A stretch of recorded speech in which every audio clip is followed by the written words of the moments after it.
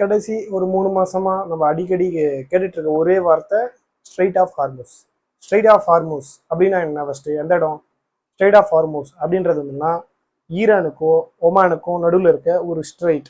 ஸ்ட்ரெயிட்னா எப்படின்னா ஒரு ஆழமான குறுகிய பாதை அப்படின்னு சொல்லலாம். அந்த குறுகிய பாதையில தான் வந்துன்னா நம்ம உலகத்திற்கே சப்ளை ஆகிற ஆயில் ரிசர்வ் இருக்கு பார்த்தீங்களா, க்ரூட் ஆயில். அதில் வந்துன்னா 20-25% என்னன்னா அந்த ரூட் வழியாக தான் போயிட்டு வருது. அந்த ரூட்டை வந்து யூஸ் பண்ணி இந்த வேர்ல்டுக்கு வந்து மிடில் ஈஸ்ட் கண்ட்ரி 50% ஆயில் வந்து அவங்க தான் ப்ரொடியூஸ் பண்ணுறாங்க. மிடில் ஈஸ்ட் கண்ட்ரிஸ் சப்ளை பண்ணுறதுல வந்து 20-25% என்னன்னா இந்த ரூட் வழியாக தான் அதுனா வர்த்தகம் நடந்துட்டு இருக்கு, இந்த கடல் வழியாக தான்.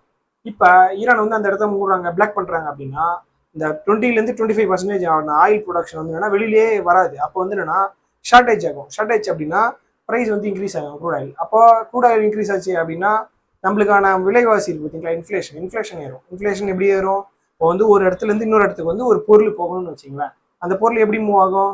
டிரான்ஸ்போர்ட் வந்து எப்படி ஃபங்க்ஷன் ஆகுது? Petrol R diesel. அந்த பெட்ரோல் டீசல் வந்து ப்ரைஸ் இன்க்ரீஸ் ஆகும்போது என்னன்னா அந்த ப்ரைஸை வந்து யார் மேலே வந்து கட்டுவாங்க? யார் வந்து அதை வாங்குறாங்களோ அந்த பொருளை அவங்க மேலே வந்து அந்த ப்ரைஸ் வரும். அப்போ அந்த பொருள் யார் வாங்க? கடைசியில் வந்து நம்ம மக்கள் தான், நம்ம தான் வாங்குவோம்.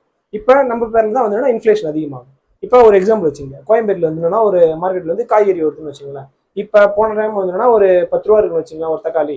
அந்த 10 ரூபா இருக்கிற தக்காளி வந்து ஒரு இடத்துல வந்து இங்கே வந்துருக்கும். அந்த இடைப்பட்ட தூரத்துக்கு வந்து ஃபியூல் யார் இது பண்ணுவான்? அந்த வண்டிக்காரன் போட்டு வந்து இங்கே வந்து கோயம்பேட்டில் இறக்குவோம். இப்போ அந்த ஃபியூல் வந்து அதிகமாகும் போது அந்த ஃபியூல் காஸ்ட் யார் மேலே விழும்? அந்த தக்காளி மேலே விழும். தக்காளி யாருவாங்க? பொதுமக்கள்.